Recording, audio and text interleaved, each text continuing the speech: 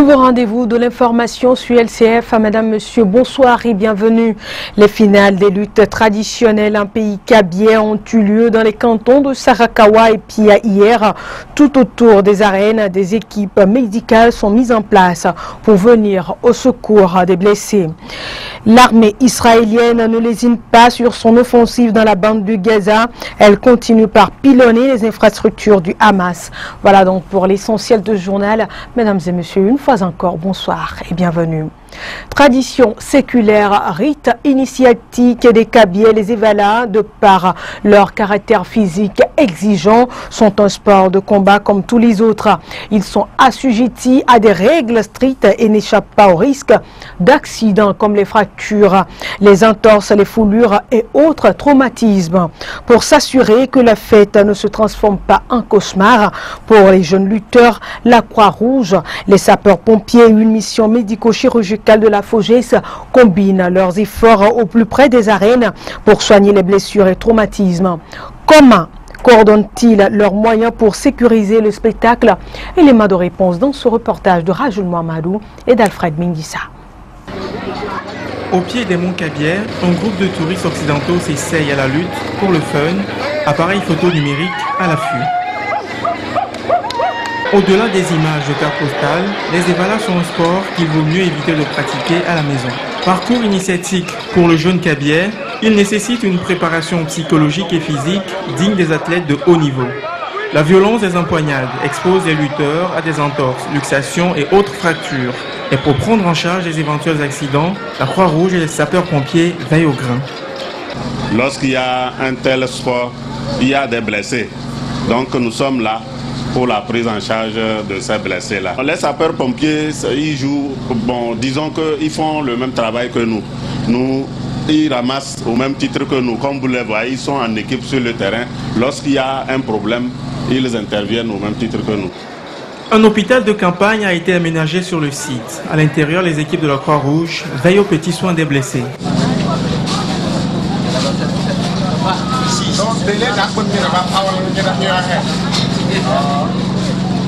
Blessé pendant l'empoignade, cet Evalou est pris en charge sur place.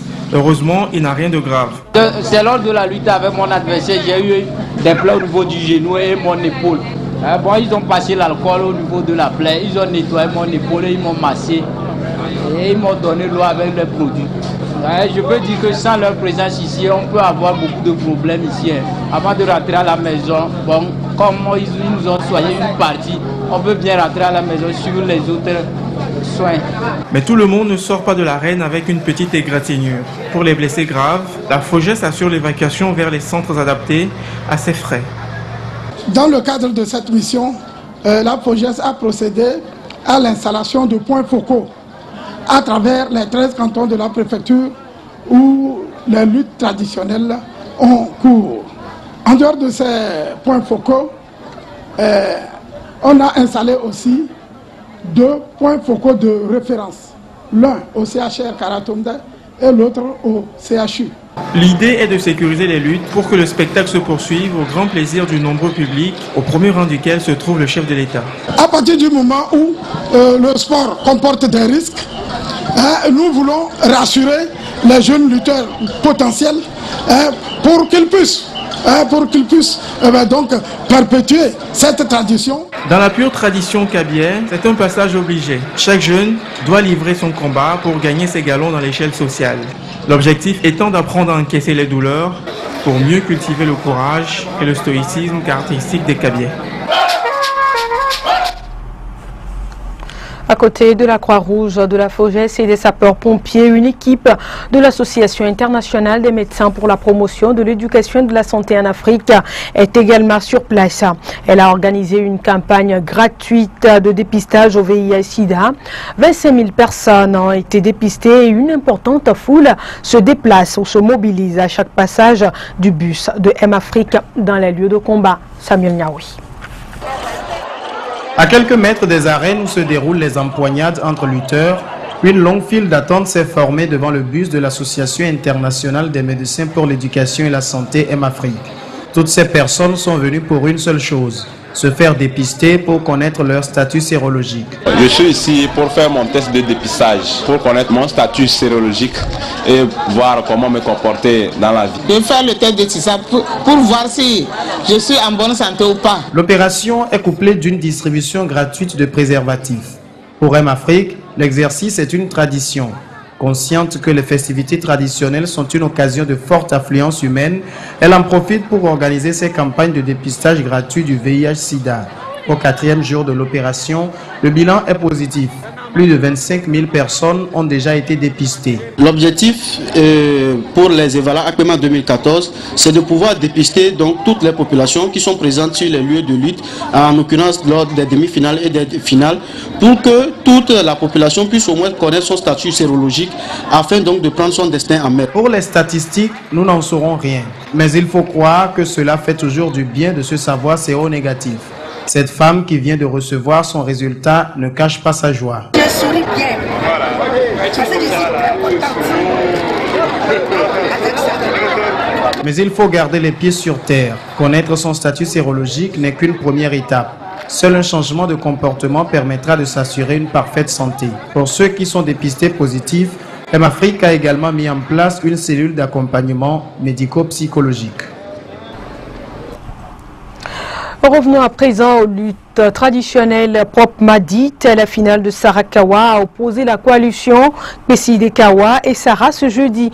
Et ce sont les lutteurs de Sara qui ont remporté les combats. Il faut préciser que le président de la République, Forizo Zimnania Singbe, a assisté à cette finale. École primaire publique de Sarakawa, un après-midi pas comme les autres. Et pour cause, la finale des luttes EVALA se dispute ici.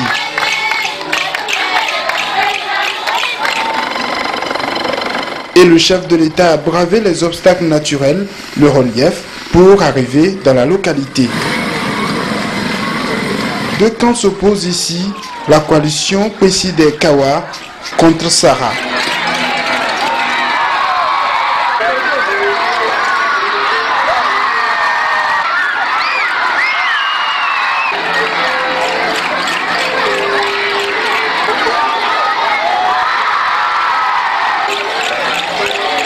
Dans cette lutte EVALA, il faut pour le lutteur d'allier sa force à sa technique apprise avec les encadreurs. Et ce sont les rouges de Sara qui ont plus appliqué la leçon apprise. 10 points contre 10, le score final.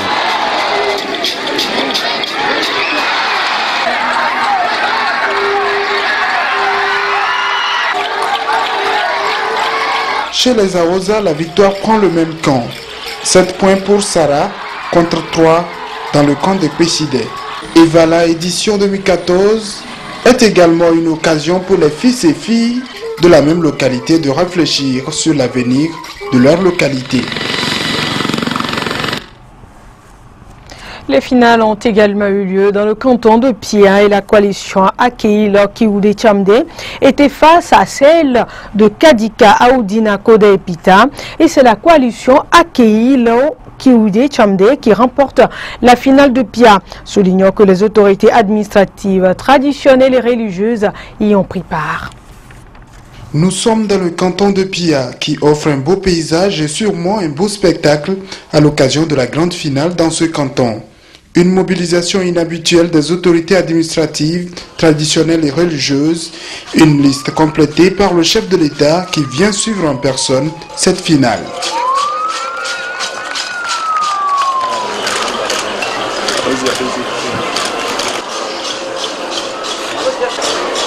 Face à face, la coalition Akeil Kiwude Chamde en blanc contre celle de Kadika Aoudina Koda Pita en rouge.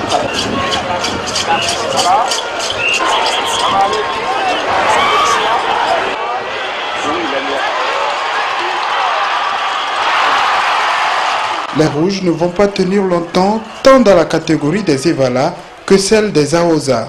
55 points pour les blancs contre 24 pour les rouges chez les EVALA. Et chez les plus jeunes, la victoire prend le même camp avec 71 points pour la coalition Akeil Kiwude Chamde contre seulement 24 dans le camp adverse. Une finale qui a été également suivie par les représentants d'autres peuples frères, comme ceux du Sud Togo.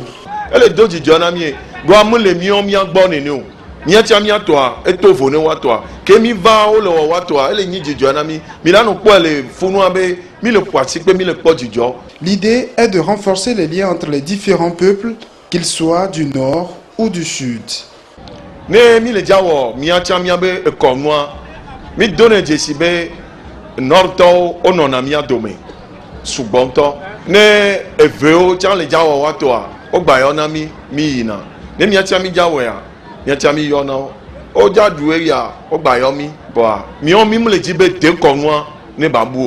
Cette finale marque donc la fin des luttes Evala dans le canton de Pia. Après, le chef de l'État a convié les autorités présentes à un banquet. Rappelons que 4 finales ont eu lieu aujourd'hui, vendredi. D'abord dans le canton de Kouméa, la coalition Keweya a pris le dessus sur celle de Pio par un score de 32-12, tandis qu'à Landa, la coalition Kassi-Kewa-Landa a battu celle de Kadia Kouloum et Bagalo, score final 9-6. Vous aurez les résultats des autres finales dans nos prochaines éditions. À présent, ce communiqué de presse relatif à la position des députés Arc-en-Ciel sur la recomposition de la CENI.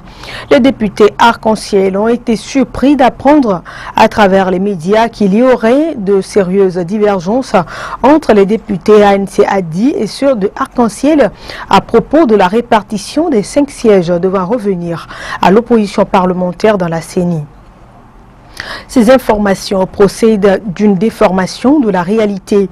Les députés Arc-en-Ciel rappellent avoir attiré depuis plusieurs mois l'attention du pouvoir sur les difficultés de recomposition de la CENI si les graves anomalies qui empêchent le statut de l'opposition ne sont pas corrigées, notamment celles qui permettent à une formation politique qui siège au gouvernement de se proclamer au même moment être de l'opposition et de bénéficier ainsi d'une partie du quota devant revenir à cette dernière. C'est pour cette raison que, suite à un courrier du président de l'Assemblée nationale en date du 30 juin 2014 demandant à l'opposition parlementaire d'envoyer les noms pour la recomposition de la CENI, les députés Arc-en-Ciel lui ont fait savoir qu'ils tiennent à s'assurer que le quota de l'opposition est destiné aux formations politiques qui ne siègent pas au gouvernement ou qui ne lui apportent pas leur soutien. Faute d'avoir la clarification demandée, les députés Arc-en-Ciel n'ont pas pour ce qui les concerne envoyé les noms. Signé Maître Paul Dodji Apevon.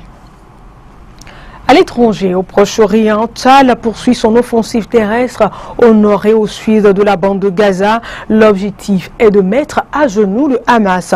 Il faut dire que c'est la population palestinienne qui paie le lourd tribut. Ils sont des milliers à se réfugier dans les locaux des Nations Unies. Pendant ce temps, les Nations Unies et les États-Unis ont appelé Israël à épargner la population civile. À l'hôpital de Khan Younes, les victimes affluent. Le personnel médical est débordé, parfois impuissant. Plusieurs cadavres sont évacués vers la morgue, devant leurs proches, anéantis. Il y a des martyrs à l'intérieur, il y a de nombreux blessés, il y a tout ce que vous pouvez imaginer à l'intérieur. Quelques heures plus tôt, l'armée israélienne a lancé une offensive terrestre.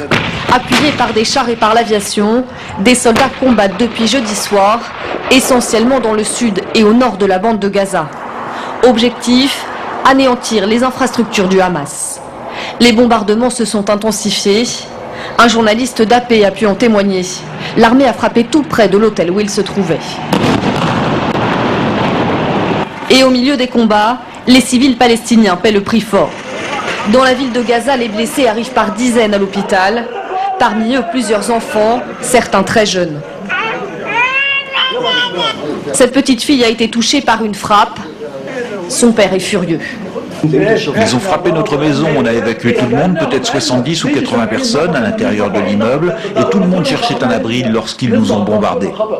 Dans les rues, les nombreux débris témoignent de la violence des bombardements. Ici, c'est un bâtiment appartenant à des médias palestiniens qui a été visé. On s'apprêtait à aller dormir après notre journée de travail, quand nous avons entendu une explosion. Nous avons couru à l'extérieur de notre bureau Et ils ont tiré encore 2 missiles. Prise au piège, la population tente de se mettre à l'abri comme elle peut. Selon l'ONU, environ 30 000 personnes se sont réfugiées dans les bâtiments des Nations Unies. Catastrophe aérienne dans le ciel ukrainien. Un avion de ligne de la Malaysian Airlines a été abattu ce jeudi. Qui en est responsable? Russes et Ukrainiens se rejettent mutuellement les responsabilités. Le Conseil de sécurité des Nations Unies a d'ailleurs demandé une enquête internationale indépendante sur le terrain. En Malaisie, c'est la désolation totale. La Malaisie, en moins de 6 mois, a été frappée par 2 catastrophes aériennes. Aucune preuve n'a été retrouvée, mais déjà, chaque camp rejette la responsabilité sur l'autre. Les premières heures après le crash sont donc cruciales pour retrouver les boîtes noires, mais aussi pour préserver tous les indices intacts. Une tâche qui s'avère compliquée dans cette zone hors de contrôle des autorités ukrainiennes. Mais les séparatistes qui règnent sur la région affirment jouer le jeu. À présent, il faut sécuriser les débris. Nous devons laisser les organisations internationales examiner le site de cette tragédie, assurer l'évacuation des corps, rechercher les boîtes noires et établir un cessez-le-feu humanitaire pour faire la lumière sur cette tragédie.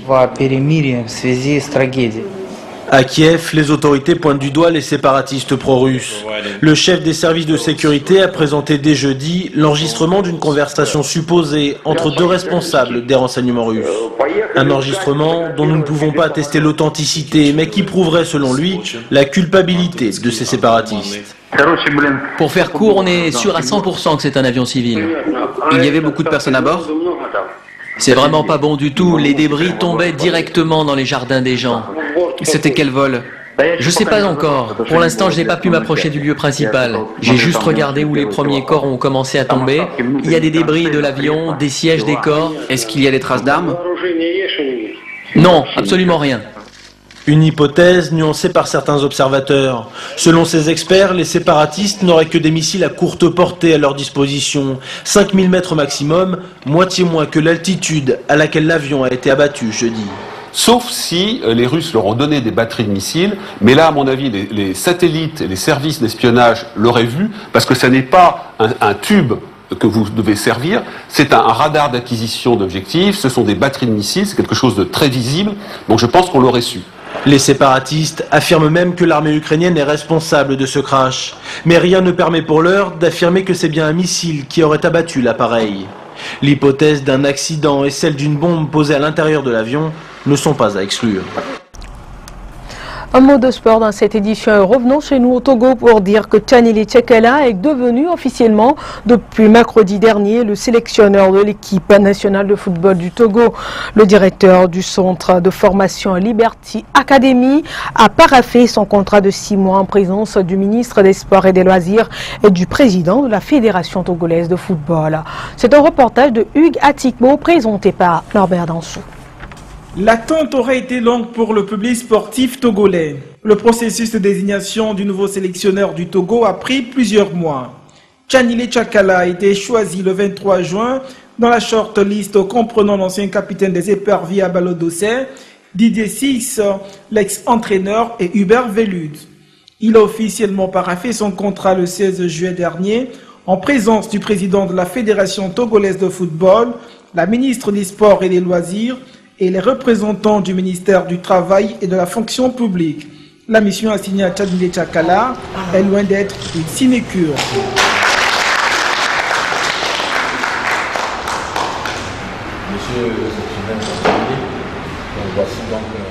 Je suis dans cette maison, ce n'est pas aujourd'hui. Je connais presque tout le statut de l'équipe et même des joueurs en réserve. Mais actuellement, si je lance un regard vers l'arrière, ça fait 1 an et demi que nous avons joué notre dernier match.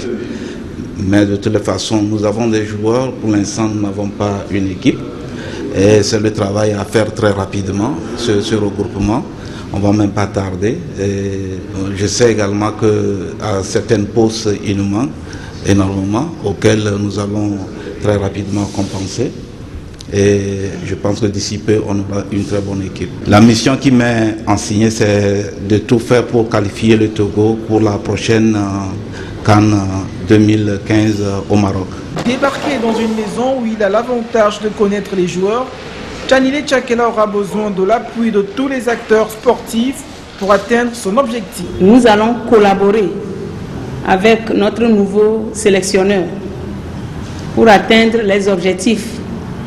Les objectifs, c'est qu'il nous amène à la CAN et pourquoi pas au-delà jusqu'au mondial. Le Togo a des talents.